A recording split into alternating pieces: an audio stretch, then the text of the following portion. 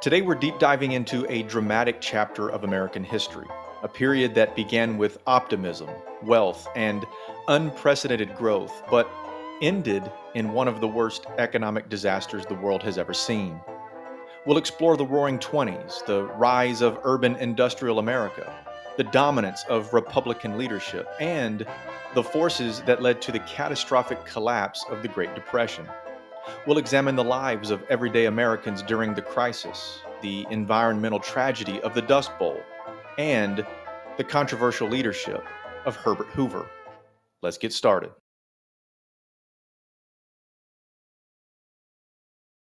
In the 1920s and into the 1930s, the United States underwent a profound transformation. Once a primarily rural agricultural society, it was rapidly becoming an urban industrial powerhouse. By 1920, more than half of Americans lived in cities, a historic turning point in the nation's demographic and economic makeup. The economic growth was impressive. Per capita income rose 30%, and thanks to minimal inflation, actual purchasing power significantly increased.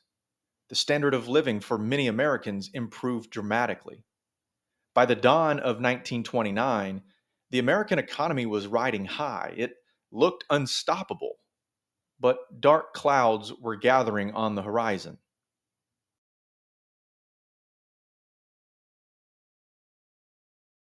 The political landscape of the 1920s was dominated by the Republican Party.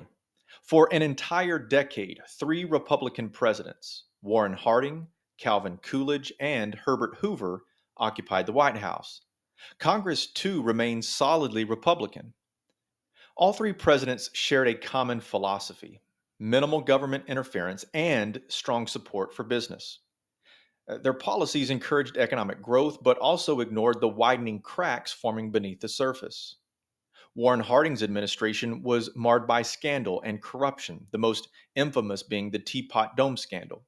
Secretary of the Interior Albert Fall had accepted bribes from oil companies in exchange for access to government petroleum reserves in Teapot Dome, Wyoming, and also in Elk Hills, California. Harding died in office, leaving the presidency to his vice president, Calvin Coolidge, who ran for his own term in 1924 on the slogan Coolidge Prosperity. He won easily and continued Harding's conservative economic policies, embracing a laissez faire approach and prioritizing the interest of big business. This pro business atmosphere caused labor unions to lose popularity. Membership declined as companies embraced welfare capitalism, offering pensions, profit sharing, and workplace social events to keep workers satisfied and discourage unionization.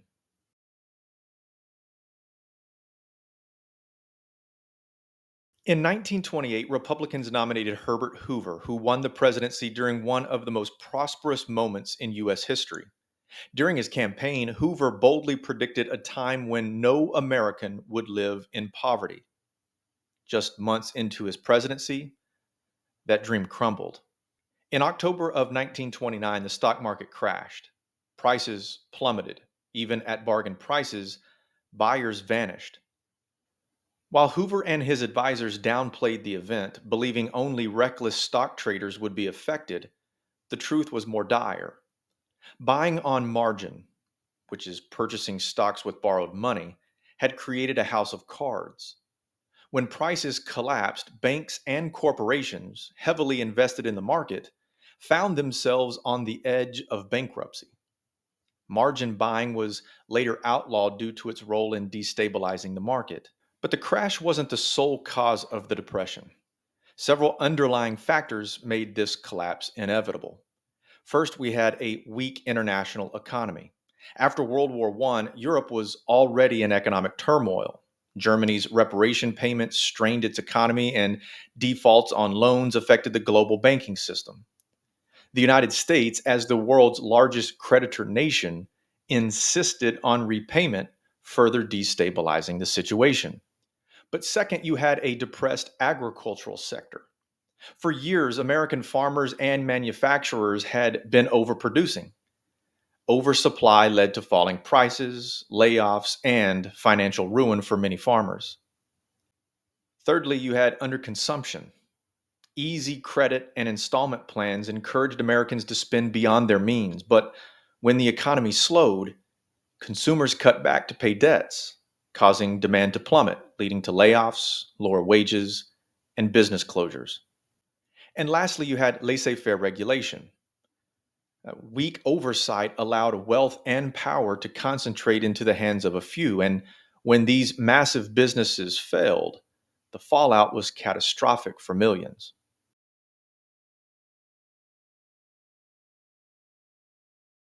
By 1932, 25% of the American labor force, that is about 12 million people, were unemployed. Savings vanished as banks failed. Homes were lost to unpaid mortgages. The hardest hit were Black Americans and unskilled workers. In 1931, for example, unemployment among Black men was estimated at 66%. Soup kitchens and bread lines stretched across American cities. Many families were evicted and forced to live in makeshift shelters built from tin, wood, and cardboard. These shanty towns were bitterly dubbed Hoovervilles in mockery of President Hoover's failed policies.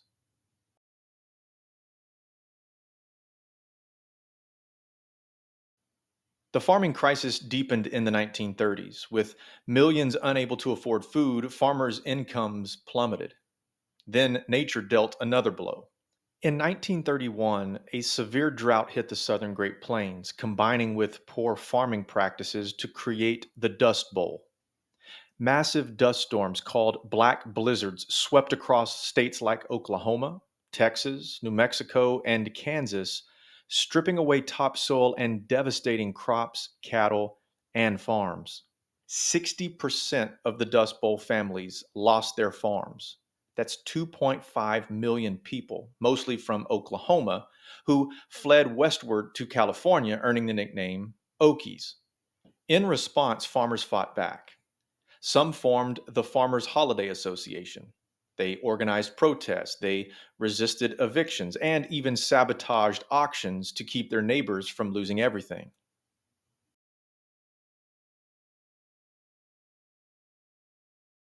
President Hoover initially opposed federal aid, clinging to the idea of rugged individualism. But as conditions worsened, he shifted slightly, launching public works projects like the Hoover Dam and the Grand Coulee Dam. However, his economic policies continued to backfire.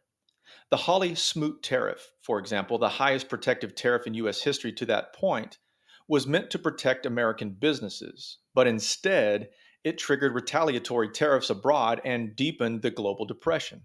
But Hoover's most damaging political moment came with the Bonus Expeditionary Force in 1932. Thousands of desperate World War I veterans marched to Washington, D.C., demanding early payment of promised benefits. When Congress refused, many veterans stayed, building camps and squatting in empty buildings. President Hoover ordered the Army to remove them. General Douglas MacArthur, with shocking force, used cavalry and tear gas to drive the veterans out and burn their encampments. Two people were killed and thousands were injured. The public was horrified. Hoover bore the brunt of the outrage. His opponent in the 1932 election, Franklin Delano Roosevelt, promised direct relief and a more interventionist government, and Americans overwhelmingly turned to FDR for hope and action. The 1920s began with promise and optimism, an era of urban growth, rising incomes, and booming industry. But beneath the surface, deep problems were forming. Unchecked speculation, agricultural collapse, underconsumption, and overconfidence in an unregulated economy. The Great Depression wasn't caused by one singular event. It was the result of many systemic failures, both at home and abroad. And the government's response, particularly under Herbert Hoover, only worsened the suffering for millions. In our next video, we'll look at how President Franklin Delano Roosevelt and the New Deal tried to lift the country out of despair and reshape the American economy forever. That's all the time we have for today. Thanks for joining me. We'll see you next time.